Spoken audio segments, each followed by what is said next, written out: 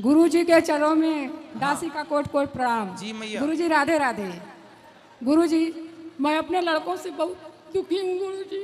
कितने बेटे हैं? मेरे 2 बेटे हैं। क्यों दुखी हैं? एक बेटा शादी कर दिया चला गया। मैं सोनभद्र से आई हूँ गुरुजी। क्यों, क्या कहते हैं बच्चे? और एक छोटा बेटा है गुरुजी, 1 साल पतंजलि में सन्यासी बन के रहा और उससे मैं बहुत दुखी हूँ गुरुजी। कहाँ बात कराओ? आप समझा दीजिए गुरुजी। मोबाइल का देख देख के अश्लील चित्र जो है मोबाइल का एकदम हो गया है गुरुजी, बात नहीं मानता। मैं बहुत दुखी हूँ बात कराओ, गुरुजी। बात कराओ, बात कराओ। सब बैठ जाओ मैया, बैठो। राधे राधे गुरुजी। क्या नाम है बेटा आपका? कुमार गौरव। कुमार गौरव। तो आप सन्यास ले चुके थे? नहीं लिए नहीं थे, ब्रह्मचारी के पद पर गए थे स्वामी रामदेव जी के पास। तो फिर कैसे वापस आ गए, क्यों आ गए? वहाँ पर मतलब हम रह रहे थे, सब चीज़ सही था, लेकिन मेरे माता पिता नहीं चाह रहे थे कि तुम वहाँ रहो, मेरे पास आ जाओ। मेरे एक बड़े भैया भी हैं, उनका शादी विवाह हो गया है, तो वो अपना बाहर अलग रहते हैं। तो भाई अब देखो, बड़े भैया अलग रहते हैं तो माँ की सेवा की जिम्मेदारी आपकी हुई कि नहीं? जी। माँ की सेवा करते हुए क्या आप ब्रह्मचारी नहीं रह सकते? क्या आप भगवान का चिंतन नहीं कर सकते? क्या माँ आपके भजन में बाधा है? नहीं, बाधा तो नहीं है, लेकिन फिर ये कहाँ? गुरुजी कहता हम शादी नहीं करेंगे। बात कराओ, बात कराओ, बात कराओ। ठीक है, शादी विवाह अपनी जगह है, पर माँ की सेवा करना आपका कर्तव्य है या नहीं? जी। फिर सारे बच्चे अपनी माँ को छोड़ देंगे तो क्या होगा इन बूढ़ी माओं का? और भगवान की प्राप्ति माँ को छोड़ने से होती तो फिर जो छोड़े बैठे उनको भगवान पहले मिल जाते। बेटा एक भाई तो छोड़ ही दी अपनी माँ को, अब तुम, मैं विश्वास है माँ को, तुम सेवा करो माँ की। और गृहस्थी बुरी नहीं होती बेटा। माँ कह रही है कि तुम अपने मोबाइल में कुछ गलत चीजें देखते हो, क्या ये बात सही है? नहीं गुरुजी, मतलब अब अच्छा चीज़ भी देखते रहते हैं तो मतलब आ जाता है उस पर, मोबाइल पर। तो ये बताओ कि आप ब्रह्मचारी हो, सन्यास लेने का मन बना रहे हो, तो सन्यास लेने का अर्थ क्या हुआ? सन्यास का मतलब बताओ क्या होता है? संन्यास का मतलब देश के प्रति, मतलब छोड़ दो अभी आप ये सब बातें। गुरुजी वहाँ भी मोबाइल इनके सेवा में मैया मिल गया। बात तो करने दो, आप बार बार छीन लेती हो। सन्यास का मतलब होता है कि सभी प्रकार से अपने मन को, है ना, सभी प्रकार से अपने मन को संसार की हर विषय वस्तुओं से मन को हटाकर, संसार को बाहर से हटाकर, मन को बाहर से हटाकर भगवान के चरणों में समर्पण कर देना ही सबसे बड़ा सन्यास है। आपने कपड़े रंग लिए, आप अपने आप को सन्यासी कहलाने लग गए, बड़ा सा तिलक लगा लो, तो क्या ऐसे सन्यासी जो अपना कल्याण नहीं कर सकते वो आपका क्या करेंगे? इसलिए सन्यास की परिभाषा ये नहीं है जो आप हमें कह रहे हैं। आप सबसे पहले अपने मन से पूछो कि आपका मन सबसे हट गया? अपने, मेरे से ना मुझे उत्तर दो ना अपनी माँ को उत्तर दो, सवाल आप अपने से करो कि क्या आपका मन सबसे हट गया? जी। आप उत्तर दो, अपने आप को उत्तर दो, हमें और जमाने को नहीं। आप बताओ, आपका मन सबसे हट चुका है? नहीं, मोह माया में ही फंसे रहते हैं। फंसे हैं ना? माँ की याद भी आती है फिर। तो जब फंसे हो तो तरीके से फंस लो, और जब तरीके से फंस लोगे तो फिर निकलने का रास्ता निकल जाएगा। पहले गृहस्थी बसा लो, गृहस्थी का सुख देख लो, माँ बाप की जिम्मेदारी पूरी कर लो, फिर अपने गृहस्थी 50 साल तक होती है, बेटा बेटी का विवाह कर लो, इसके बाद आप स्वतंत्र हैं, जंगल जाओ, भजन करो। सन्यास किस नंबर पर आता है? हमारे यहाँ कितने आश्रम है बताओ? पहला ब्रह्मचर्य आश्रम, दूसरा गृहस्थ आश्रम, तीसरा वानप्रस्थ, चौथा सन्यास। तो आप चौथे को पहले में ले आए हैं, सही है ये? नहीं। भाई एक पहली सीढ़ी चढ़ो, फिर दूसरी, फिर तीसरी, फिर चौथी। आप डायरेक्ट छलांग मारोगे तो दांत भी टूट जाएंगे। इसलिए पहले ब्रह्मचारी रहो, फिर गृहस्थ में जाओ, फिर वानप्रस्थी बनो, फिर सन्यास बनो, तब तो तुम्हारा सन्यास टिकेगा, वरना तुम्हारा अभी सन्यास नहीं टिकेगा। कितने सन्यासी वापस आ गए? सन्यास बहुत बड़ी चीज है बेटा, मजाक नहीं है। सन्यास बड़ी चीज है, उसकी व्याख्या मैं आपसे नहीं कर सकता, और उसकी पात्रता नहीं है अभी आप में कि मैं उसकी व्याख्या आपको करूं। पात्रता होगी तो मैं व्याख्या भी करूंगा, पर सन्यास बहुत बड़ी चीज है। वो कहकर सन्यास कहकर बताया नहीं जा सकता, सन्यास करके दिखाया जा सकता है। ये दिखाने की चीजें हैं, ना कि बताने की। ठीक है, इसलिए माँ की सेवा करो, और माँ जैसा कहे, शादी करने का कहे, लड़की ढूंढे, शादी करो, 2 पैसे कमाओ। कुछ कमाते हो? गुरुजी ITI किए हैं, गए थे गुजरात, नौकरी भी किए 4-5 महीना। नौकरी ना करो, सुनो बेटा, नौकरी ना करो, अपना खुद का बिजनेस करो, छोटा सा काम डालो, लघु उद्योग टाइप का जो कर सको, अपना खुद का, मतलब नौकर ना बनो, कोशिश करो कि हम नौकरी देने वाले बने, ना कि नौकरियां लेने वाले।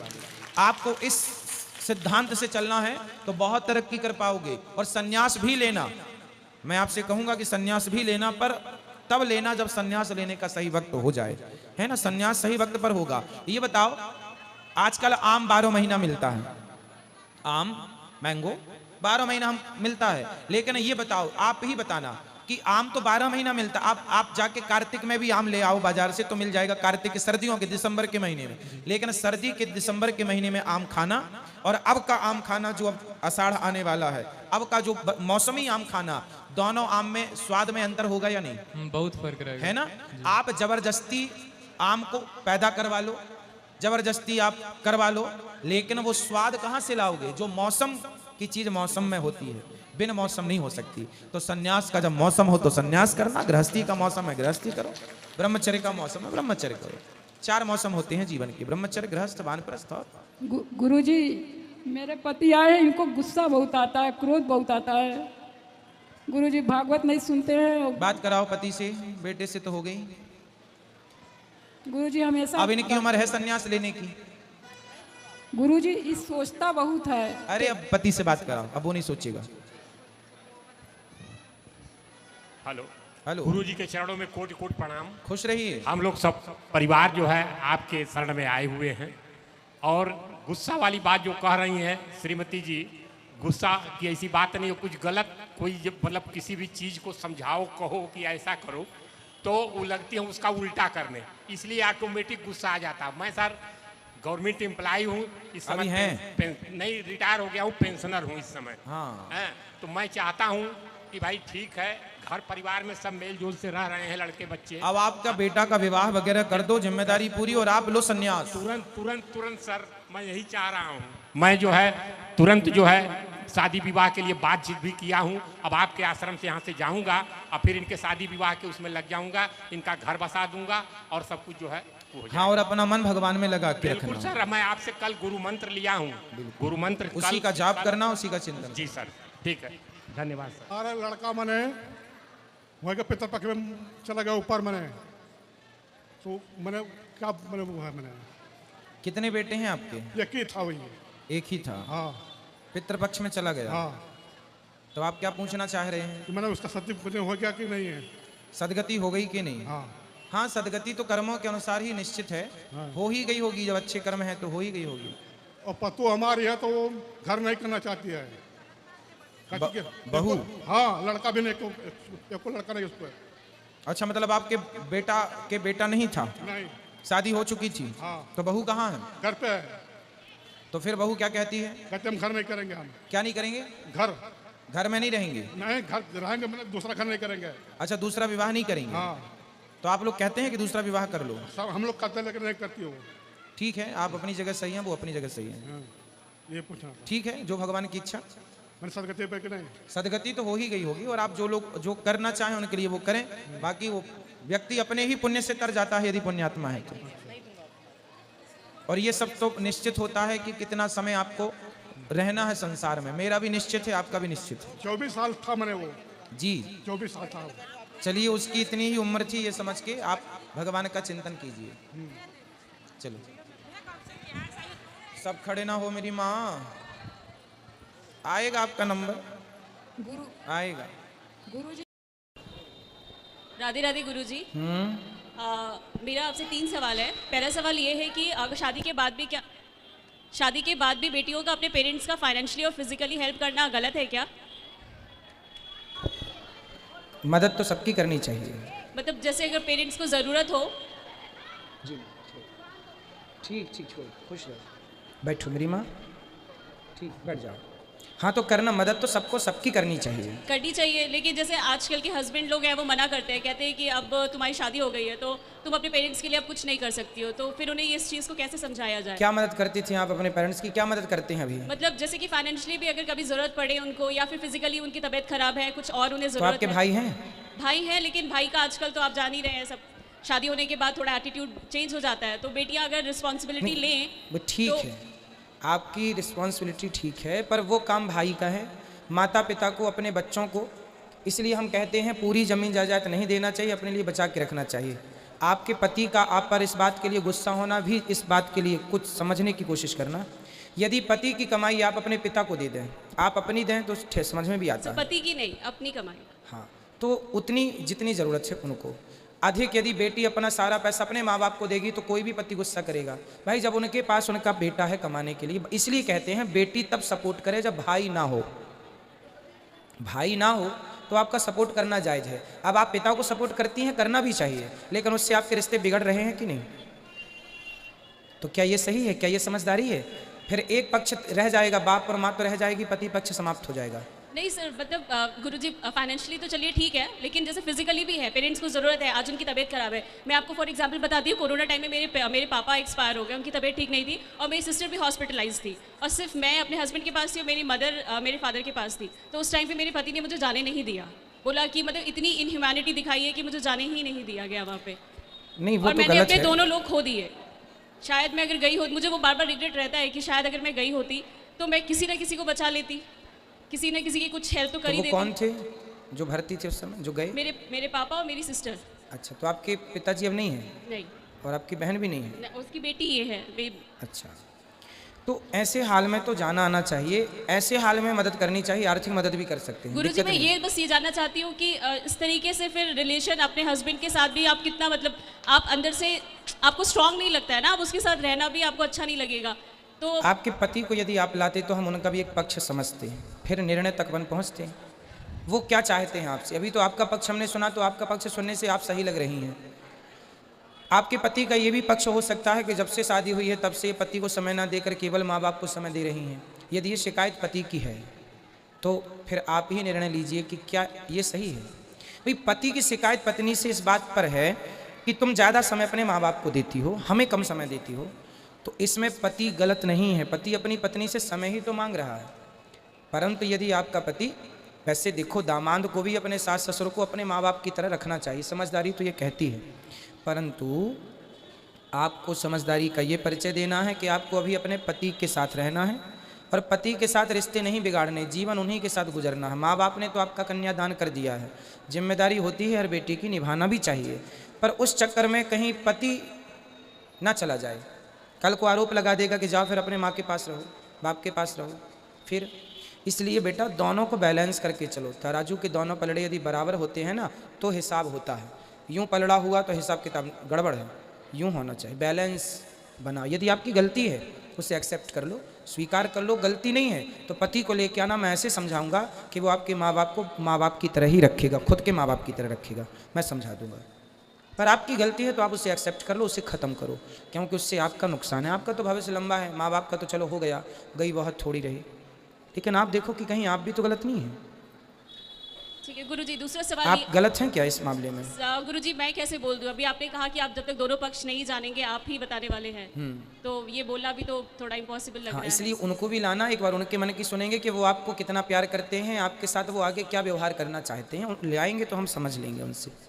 ठीक है कभी नेक्स्ट आप दोनों आना। दूसरा सवाल सर, गुरुजी दूसरा सवाल ये है कि जैसे मेरे फादर और मेरी जो सिस्टर है कोरोना में एक्सपायर हुए, तो क्या कोरोना में एक्सपायर होना गलत होता है? नहीं, एक्सपायर तो कोई कभी भी हो सकता है। नहीं सर, जैसे ये कहा जाता है महामारी में या फिर ऐसा कुछ, मतलब उनके कर्म कुछ ऐसे तो नहीं ना थे? ना, नहीं, ऐसे कर्म से तो नहीं, जिसका जब समय है वो तभी जाता है। ऐसे कोई महामारी में चला गया तो गुरुजी लोग कहते हैं कि मतलब अच्छे कर्म नहीं किए थे तो बहुत बड़े साधु संत भी कोरोना काल में गए हैं, जी, फिर अच्छे लोग भी गए हैं। तो ये तो बीमारी है, मौत जवानी है तभी आएगी, वो तो बहाना है बीमारी का। क्या बिना कोरोना के लोग नहीं मरते?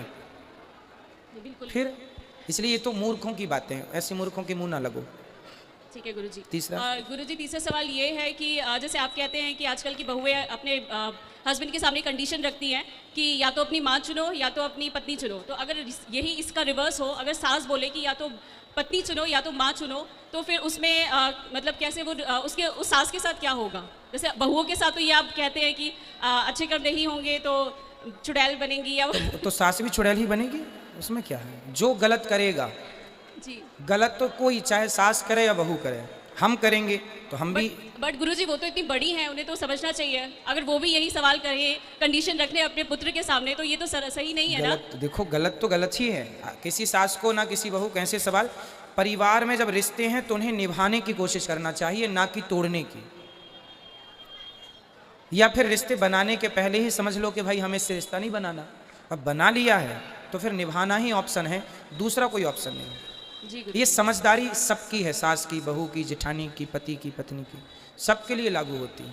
जी गुरुजी, ठीक है, थैंक यू गुरुजी। समझदारी से रिश्ता निभाइए। गुरुजी मेरी मदर इनको आशीर्वाद दे दीजिए। गुरुजी राधे राधे। जी। गुरुजी पति जब से खत्म हुए बहुत टेंशन रहता है। क्या टेंशन है? उन्हीं का हमेशा दिमाग में घूमता है। अब मत घुमाइए उनमें अपना दिमाग, वो चले गए हैं, उनका समय पूरा हो गया है। अब आप अपना बचा हुआ समय भगवान में लगाकर अपना ध्यान रखो और अपना जीवन गुजारो। आपका बेटा कैसा है, बहू कैसी है, सेवा कर रही है कि नहीं? गुरुजी बेटा तो अच्छा है लेकिन बहू नहीं सुनती है। नहीं, फिर आरोप बहू पे मत लगाइए। हर माँ यही कहती है बेटा अच्छा है बस बहू बुरी है। नहीं, कोई बहू रहती है थोड़ा कम रहती है, कोई ज्यादा रहती है। पूरे भारत में आज तक मुझे शायद कोई एक सास मिली हो जो ये बोले कि मेरी बहू बहुत अच्छी है।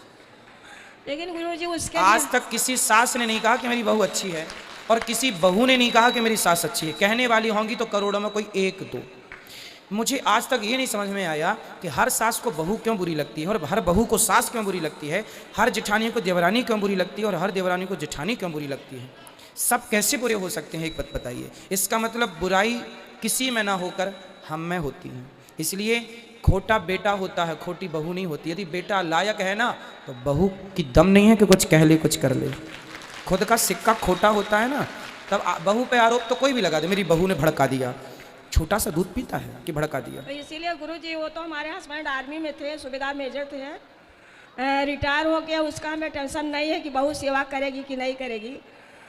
जिंदगी के लिए देके हमें बहुत गए हैं।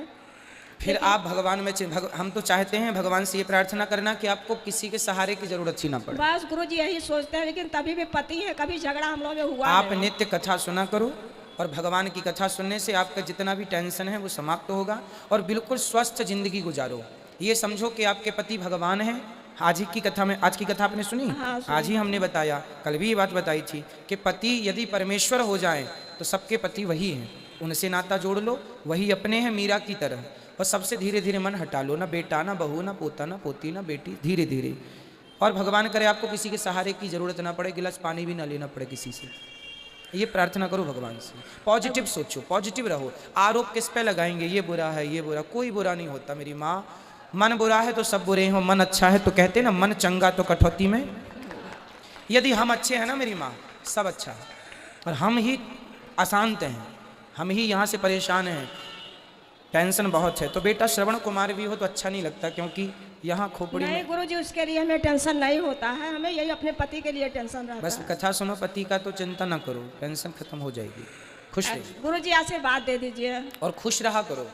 जो हो गया उसे आप ला नहीं सकते, इसलिए जो गई जिंदगी, जो समय गया चला गया, जो बचा है वो प्रसन्नता से गुजार लो, भगवत चिंतन में गुजार लो। किस किस के लिए रोएंगे ये बताओ? गुरुजी राधे राधे। अब खुश रहेंगे आप, खुश रहे। प्रसन्न रहिए, कथा सुनिएगा, है ना? खुश रहिए। नमस्ते पंडित जी। राधे राधे। राधे राधे। नमस्ते, कैसे हैं आप? मैं ठीक हूँ। क्या नाम है आपका? कशिश। कशिश। हाँ जी। तो कहाँ से हैं आप? मैं मुंबई से। मुंबई। तो आपका विवाह कहाँ हुआ? मेरा विवाह पंजाबी फैमिली में ही हुआ है। तो आप भी मुस्लिम हैं? हाँ जी, मैं भी मुस्लिम ही हूँ। हम बहन है, सगी बहन है। तो आप मुस्लिम होके हिंदू परिवार से आपने विवाह किया? हाँ जी। अच्छा। एक्चुअली हमारी सारी बहनों ने हिंदू परिवार से करा, भाई ने भी करा। क्यों ऐसा किया आप लोगों ने? महाराज जी माफ करना, पता है हमारे माँ बाप क्या बोलते हैं, जो जिसने हमें पैदा किया ना, वो बोलते हैं हम कृष्ण के वंशज हैं। अच्छा। कैसे? क्योंकि हमारा सरनेम में आता है घोंसी। हम लोग जैसे बकरी वगैरह का दूध ये निकालने वाले थे ना, नुके निकाल के बेचते हैं, सब चीजें, गाय वगैरह। तो हमको ऐसा बोला गया कि हमको मार मार के मुस्लिम बना गया, हम कृष्ण के ही वंशज रहे। ये तो सही बात है, मालने सारे मुस्लिम, ये मुस्लिम भाई, ये बात सब हिंदू ही थे, मार मार के मुस्लिम बना दिया गया। बात ठीक कह रही हो आप। अब ये सबको समझाओ आप। मैं तो समझाती हूँ, लेकिन देखो मेरा जहाँ पर मन शांत है वो ये धर्म है, पर मैं बहुत डरती भी हूँ, क्योंकि मैं मेरे मामा को बहुत प्रेम करती हूँ, बट उनसे बहुत डरती हूँ मैं। क्यों? पता नहीं, अजीब सा डर लगता है। मामा से? मामा से बहुत डर लगता है, क्योंकि वो ये सब चीज़ बर्दाश्त ही नहीं कर पाएंगे, बहुत कट्टर है वो मुझसे। अच्छा। हाँ कोई बात नहीं ना, वो देखेंगे, जहाँ दिखेगा तो देख लेंगे, ना दिखेगा तो यहाँ थोड़ी डर है। कोई बात नहीं, यहाँ डर देखो नहीं हिंदू धर्म में यही अच्छाई है कि यहाँ व्यक्ति निडर होके जीता है, निडर है, कोई डर नहीं है यहाँ। आप भी निडर ही रहिएगा। हाँ, बात कराइए बहन हाँ, से। हाँ ये बात। तो आप सारी बहनों ने, जबकि आप मुस्लिम हैं, तो आपने हिंदू लोगों से विवाह क्यों किया? जहाँ प्यार वहाँ कर लिया। अब क्या हिंदू मुस्लिम देखना, जब भगवान नहीं लड़ रहे तो हम इंसान क्यों लड़ रहे हैं? हाँ, इंसानों को नहीं लड़ना चाहिए। जी हाँ। तो फिर आपके माँ बाप ने बोला नहीं कि बेटा तुमने क्या किया, मुस्लिम में ही शादी करना चाहा, आपने हिंदुओं में कर लिया? बोलते हैं बट एक्सेप्ट कर लिया है। अच्छा। हाँ जी, वो भी एक्चुअली वही मामा से डरते हैं और कुछ नहीं। अच्छा, तो आपके मामा से उनको डर था? हाँ आप जी। लोगों को भी डर है मामा से? हाँ मामा जी से, वो बहुत कट्टर है। अच्छा जी। तो वो समझाते हैं आप लोगों को? बात नहीं करते आपके मामा? करते तो है बट। तो अब ये बताइए कि कैसा लग रहा है आपको हिंदू होने में और कैसा लग रहा था मुस्लिम होने में? दोनों में क्या अंतर है? एक एक दो दो अंतर आप भी बताइए। मैं तो पंडित जी, मैं हर धर्म को मानती हूँ, ऐसा कुछ नहीं नहीं, है। धर्म तो सब अच्छे हैं, सब में अच्छी जी। बातें हैं, लेकिन उन अच्छी बातों को कितने लोग फॉलो करते हैं ये मायने रखता है। हाँ जी। तो हिंदू धर्म में कितने लोग फॉलो कर रहे हैं और मुस्लिम धर्म में कितने लोग फॉलो कर रहे हैं ये बताइए। अपने अपने लेवल के हिसाब से। अच्छा। मैं तो दोनों करती हूँ, नमाज भी पढ़ती हूँ, पूजा भी करती हूँ। अच्छा, नमाज भी पढ़ लेते हैं आप? हाँ जी। तो हिंदू धर्म जो है वो नमाज जो करते हैं, नमाज में क्या लिखा है, क्या प्रेरणा देती है नमाज आपको? मतलब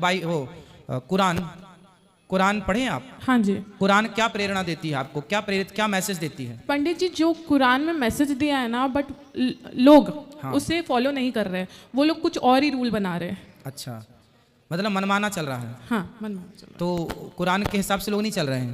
है। नहीं। अच्छा। हाँ जी। कुरान में क्या ये लिखा है कि गाय को काट के खाना? बिल्कुल भी नहीं। हमारे इसमें तो ये भी नहीं लिखा कि बकरी को काटो। अच्छा। हमारा एक किस्सा है कि एक उनको बोला गया था कि कुर्बानी देने के लिए अपने बच्चे की, तो वो जब कुर्बानी देने गए तो उन्होंने बकरी को रख दिया, बट उन्होंने कुर्बानी देने को नहीं बोला था। हमारी इसमें बिल्कुल नहीं लिखा है कि आप बकरी को, भैंस को, गाय को काटो, बिल्कुल भी नहीं लिखा है। तो फिर क्यों काटते हैं? बट फिर भी काटते, पता नहीं मुझे इसका। मतलब कुरान में ये लिखा नहीं है कहीं? जी नहीं, बिल्कुल नहीं लिखा है। मैं कुरान शरीफ भी पढ़ती हूँ, बिल्कुल नहीं लिखा है ऐसा कुछ। कुरान में, चलो आपने तो पढ़ा ही है कुरान, तो उसमें कहीं इजाजत नहीं है। अहिंसा की बात है, एक होती है हिंसा। हिंसा मतलब मारना काटना, अहिंसा मतलब होता है नहीं मारना किसी को। तो हमारे वेदों में तो लिखा है अहिंसा ही परमो धर्म। हाँ जी। मतलब किसी, हमारे यहाँ हिंदू में चींटियों को दाना डालते हैं। मैं आपको बताऊं पंडित जी, गीता में, कुरान में दोनों सेम है। मतलब जैसे कि सब अच्छी बातें सिखाई है, बट इंसान कुछ और ही फॉलो कर रहा है। उसने कुछ और समझ लिया। हाँ जी। समझना कुछ और, समझाना कुछ और चाह रहे थे सदग्रंथ, पर समझ कुछ और लिया। जी, इंसानों की गलती है, ना कि किताबों की। सही है, सही है। जी।